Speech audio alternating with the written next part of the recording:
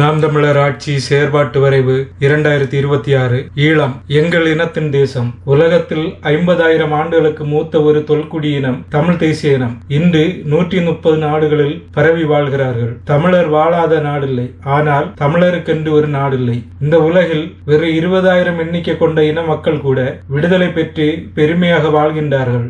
ஆனால் 50,000 ஆண்டுகளுக்கு மேலான மூத்த தமிழ்குடி 13 கோடிக்கு மேல் இவ்வுலகில் பரவி நிறைந்து வாழ்கிற ஒரு தேசிய இனத்தின் மக்கள் இந்த உலகில் தங்களுக்கென்று ஒரு தேசம் அடைந்து எல்லா மொழிவழி தேசிய இனங்களைப் போல விடுதலை பெற்று உரிமையோடு உயர்ந்து சிறந்து பெருமையோடு வாழ வேண்டும் என்ற கனவோடுதான் இலங்கையில் ஈழ விடுதலை போராட்டம் தொடங்கியது. அதைத்தான் தலைவர் மேதகுவே பிரபாகரன் அவர்கள் வீரம் செறிந்த விடுதலை போராட்டமாக முன்னெடுத்தார்கள். ஈழ தமிழ் தேசிய மக்கள் அடிப்படை பிறைப்பெருமையாக விடுதலையை கேட்டு நின்றார்கள். அவர்கள் தாய் நிலத்திலே அவர்கள் விடுதலையாக வளர்ந்து வாழ்வதற்கான உரிமையை தான் கேட்டார்கள். ஆனால் சிங்கள பேரினவாத அரசும் உலக வல்லாதிக்கவும் சேர்ந்து விடுதலை போராட்டத்தை அதிவன்மையாம் தீவிரவாதம் என குற்றம் சாட்டி அதன் பேரில் 2009 ஒரு தமிழின படுகொலையை நடத்தி முடித்தது. சிங்கள பேரினவாத அரசை அதனை பேரச்ச வியச்சத்திற்கு பயங்கரவாதத்திற்கு எதிரான போர் என்றது. அவர்கள் நடத்தியது போர் அல்ல, முழுவதுமான ஓர் இன அழிப்பு. அடிமையாக வாழ்வதை விட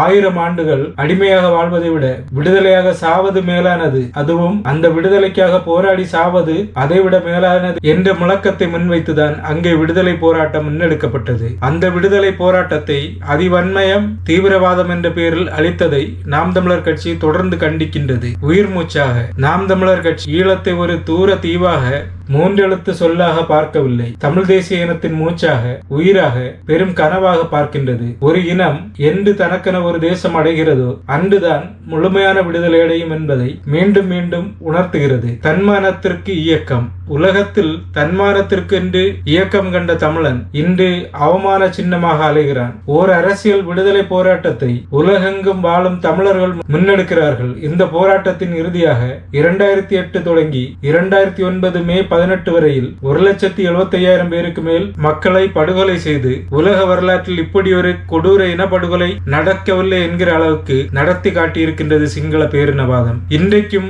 அந்த நிலத்தில் 90,000 கணவனை இழந்த பெண்கள் இருக்கிறார்கள் என்கிறது ஆய்வு. நடந்தது திட்டமிட்ட இனப்படுகொலை என்று பேச உலகத்தில் ஒருவரும் இல்லை. தங்கை இசைப்பிரியா, தம்பி பாலச்சந்திரன் மரணங்களை கூட குறிப்பிட்டு பேச மானுட நேயம் பேசுகிற உலகத்தாரிடையே ஒருவர் குரலும் எழவில்லை என்பது வரலாற்றில் பெருந்துயரம். ஈழ மக்களுக்கு இழைக்கப்பட்ட அநீதிக்காக நீதியை கேட்டு கடந்த 17 ஆண்டுகளாக கடுமையாக போராடி கொண்டிருக்கிறோம். பன்னாட்டு சமூகத்திலும் ஒன்றிய நாடுகள் ஐநா பெருமன்றத்திலும் நியாயம் நின்றிருக்கிறோம். இந்தியா உள்பட உலக பெரு நாடுகளும் தலைவர்களும் அங்கு நடந்தது வெறும் மாந்த உரிமை மீறல் தான் என்றும் சிலர் போர்க்குற்றம் தான் என்றும் கூறுகின்றனர். இதை நாம் தமிழர் கட்சி ஏற்க மறுக்கிறது. இந்த கருத்தாக்கத்தை கடுமையாக எதிர்க்கிறது. மாந்த உரிமை மீறல் என்பது ஒரு மாந்தன் உயிரோடு இருக்கும் போது அவன் உரிமையை பறிப்பது. ஒரு மாந்தனின் உயிரை பறிப்பது என்பது உரிமை மீறல் அல்ல, அது கொலை. போர்க்குற்றம் அல்ல, இனப்படுகொலை. போர்க்குற்றம் என்றால் போர் சரியானது, அதில் சில குற்றங்கள் நடந்திருக்கிறது என்றாகிறது. ஆனால் நாம் தமிழர் கட்சி அந்த போரையே குற்றமாக பார்க்கின்றது. அங்கே நடந்தது வெறும் கொலை அல்ல, இனப்படுகொலை. பச்சிளம் குழந்தைகள், அகவை முதிர்ந்தவர்கள், கருவுற்ற பெண்கள், மருத்துவமனைகள் மீது தாக்குதல் நடத்தி ஏதுமறியா தமிழர்களை அழித்தொழித்த கொடுஞ்செயலை எப்படி மறப்பது? குறிப்பாக இது பாதுகாப்பான பகுதி, எல்லோரும் வாருங்கள் என்று அழைத்து அங்கே மக்களை குவித்து அந்த இடத்திலேயே தாக்குதல் நடத்தி அளித்தது சிங்கள பேரினவாதம். சொந்த நாட்டின் மீது, சொந்த நாட்டின் மக்கள் மீது வான்வழி தாக்குதல் நடத்தக்கூடாது என்கிற அடிப்படை போர் மரபுகளை மீறி ஏதுமறையா மக்களை கொன்றொழித்தனர். அரை நூற்றாண்டுக்கு மேலான சூழ்ச்சி. வெறும் 1.5 ஆண்டுக்குள் இந்த போரை நடத்தி தமிழர்களை அழித்தொழிக்கவில்லை. சற்றொப்ப அரை நூற்றாண்டுக்கு மேலாக சிறுக சிறுக எமது மொழியை சிதைத்து, எமது அதிகாரத்தை பறித்து, எமது வளங்களை சுரண்டி, எமது நிலங்களை வன்கபர்வு செய்து எமது ஈழ மக்களை அழித்து முடித்தனர். இறந்தது முழுக்க தமிழர்கள், கொன்றொழித்தது சிங்கள பேரினவாத அரசு. எனவேதான் இதை திட்டமிட்ட இனப்படுகொலையாக நாம் தமிழர் கட்சி பார்க்கிறது. எனவே எங்களை கொன்றொழித்த கூட்டத்தோடு இனி கூடி வாழ்வதென்பது வாய்ப்பில்லை. இலங்கையில் 2 இனங்கள், ஒன்று தமிழர், மற்றொன்று சிங்களர். இரண்டும் பகை இனங்களாக 60 ஆண்டுகளுக்கு மேலாக மாறி நிற்கிறது. இனி அங்கே சிங்கள பேரினவாத அரசுடன் தமிழ் மக்கள் கூடி வாழ்வதற்கு வாய்ப்பில்லை. எனவே எமக்கு இருக்கிற ஒரே ஒரு வழி, நார்வே ஸ்வீடன் பிரிந்தது போல கிழக்கு தைமூர் மேற்கு தைமூர் பிரிந்தது போல், செர்பியா நாட்டிலிருந்து கொசோவா விடுதலை பெற்றது போல், அண்மையில் தெற்கு சூடான் விடுதலை பெற்றது போல் ஒரு பொது வாக்கெடுப்பை நடத்த வேண்டும் என்ற நீதியின் குரலை எழுப்புகின்றோம். கனடாவில் கியூபெக் இன மக்கள் 2 முறை பொது வாக்கெடுப்புக்கு வந்து அந்த பொது வாக்கெடுப்பு தோற்று போய் இன்று கனடாவில் இணைந்து வாழ்வது போல, அண்மையில் ஸ்காட்லாந்து இன மக்கள் தனியாக நாடு கேட்டு அதற்கான பொது வாக்கெடுப்பு நடத்த பெற்று இங்கிலாந்தில் வாக்கெடுப்பு தோற்று போய் அவர்கள் இங்கிலாந்தோடு சேர்ந்து வாழ்வது போல எமக்கொரு அரசியல் வாய்ப்பு, மக்களாட்சி வாய்ப்பு, ஒற்றை இலங்கைக்குள் ஒரே ஆட்சிக்குள் தான் வாழ்ந்தாக வேண்டும், 2 நாடாக பிரியக்கூடாது என்று பேசுகிற பெருமக்கள்,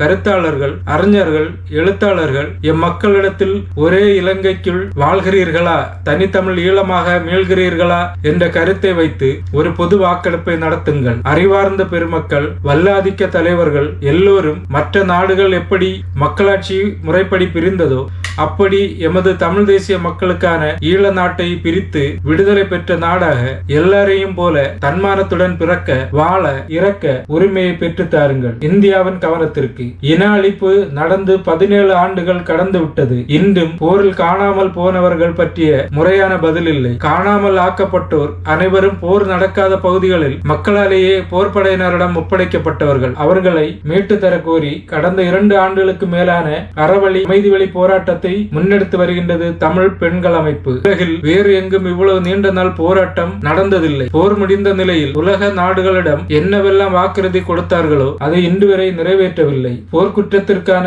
வினாவுதலை நடத்தி முடிக்கவில்லை. அதனால்தான் உலக நாடுகளின் மேற்பார்வையில் ஒரு பொது வாக்கெடுப்பு நடத்துங்கள் என்று கேட்கிறோம். இதற்கான குரலையும் இலங்கை அரசின் மீது இனப்படுகொலைக்கான நீதி வேண்டும் என்று பல கோடி தமிழர்கள் சார்பிலான கோரிக்கையை இந்திய ஒன்றிய அரசு உலக நாடுகளுடன் எழுப்பி ஐநா மன்றத்தில் ஒலிக்க செய்ய வேண்டும். இந்த கோரிக்கையை நாம் தமிழர் கட்சி வலியுறுத்தியபடி இருக்கிறது. அதற்கு காரணம், ஈழத்தமிழ் மக்கள் எப்போதும் இந்தியாவிற்கு ஆதரவானவர்கள். அமெரிக்காவுக்கு எப்படி இஸ்ரேல் நாடு துணை நிற்கின்றதோ அப்படி இந்திய பெருங்கடல் பகுதியில் இந்தியாவுக்கு தனி ஈழம் இருக்கும். இதைத்தான் எமது தேசிய தலைவர் எப்போதும் வலியுறுத்தி வந்தார். இந்திய பற்றாளன் தேசிய தலைவர் மேதகுவே பிரபாகரன் அவர்கள் உலகத்தில் எத்தனையோ விடுதலை போராட்ட தலைவர்களுடைய வரலாற்றை வாசித்து நேசித்து இருந்தாலும் கூட இந்திய மண்ணில் விடுதலைக்கு போராடிய நேதாஜி சுபாஷ் சந்திர போஸை தனது முன்மாதிரியாக எடுத்துக்கொண்டார். மறுப்பு தெரிவித்தார். அமெரிக்க வல்லாதிக்க நாடு எத்தனையோ முறை உங்களுக்கு விடுதலையை பெற்றுக் கொடுக்கின்றோம், உதவியா நிற்கின்றோம், அதற்கு மாற்றாக எங்களுக்கு திரிகோணமலை கடற்பரப்பை 30 ஆண்டுகள் ஒத்தியாக கொடுங்கள் என கேட்டபோது கூட தலைவர் பிரபாகரன் அதை ஏற்கவில்லை. புலிகள் மீதான தடை நீக்கம், விடுதலை புலிகள் மீது சுமத்தப்பட்டிருக்கின்ற தடையை நாம் தமிழர் கட்சி தமிழ் தேசிய இனத்தின் மீது சுமத்தப்பட்ட அவமானமாக கருதுகிறது. தமிழ் தேசிய இனத்தின் விடுதலைக்கும் உரிமைக்கும் போராடிய மக்கள் போர்ப்படைதான் விடுதலை புலிகள் அமைப்பு என்பதே நாம் தமிழர் அரசின் நிலைப்பாடு. இன்றைக்கு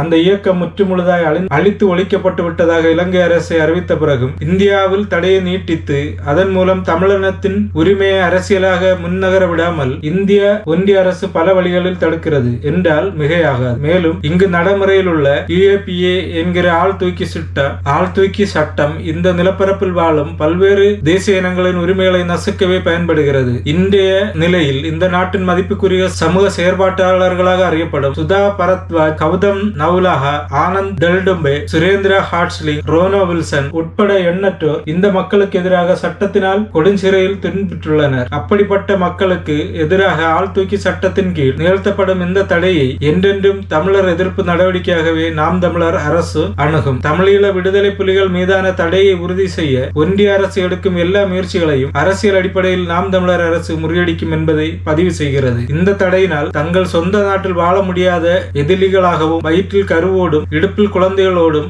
ஆயுதங்களின்றியும் வருபவர்களை கூட இந்த நாடு வன்முறையாளர்களாகத்தான் பார்க்கிறது. சிங்கள பேரினவாத இனவெறி அரசுக்கு அஞ்சி தப்பி வரும் எம்மக்களை எதிரிகளாக பார்க்காமல் வன்முறையாளர்களாக நடத்தும் இந்த தடையை என்றென்றும் எதிர்க்கப்பட வேண்டியது. இப்படி தமிழ் தேசிய இனத்தின் விடுதலைக்கு முட்டுக்கட்டையாக இருக்கும் புலிகள் மீதான தடையை நீக்க நாம் தமிழர் அரசு செயல் திட்டம் வகுக்கும். அறிவார்ந்த ஆளுமை குழு நாம் தமிழர் சார்பாக அறிவார்ந்த ஆளுமைகளை ஒருங்கிணைத்து ஒரு குழு அமைக்கப்படும். அந்த குழு இந்தியாவின் பிற மாநில முதல்வர்களை, எதிர்கட்சி தலைவர்களை, அரசியலாளர்களை, கருத்தாளர்களை, எழுத்தாளர்களை தொடர்ச்சியாக சந்தித்து கலந்துரையாடும். ஈழ இனப்படுகொலைக்கான காரணங்கள் என்ன, எதற்காக புலிகள் போராடினார்கள் என்பதையெல்லாம் ஆவணங்களோடு விளக்கி கூறும். நாம் தமிழர் கட்சி கடந்த 15 ஆண்டுகளில் இப்படியான சில முயற்சிகளை இந்தியாவின் பிற பகுதி தலைவருடன் பேசி வெளிப்படுத்தியுள்ளது. இனி இப்படி தொடர் அழுத்தங்கள், பரப்புரைகள் மூலம் இந்தியாவில் பிற மாநிலங்கள் மற்றும் பிற தேசிய இனங்களின் ஆதரவை பெற்று பெற்று ஒன்றிய அரசின் போக்கை மாற்ற முயற்சிகள் எடுக்கப்படும். அதே போன்று உலகளவில் அந்தந்த நாட்டு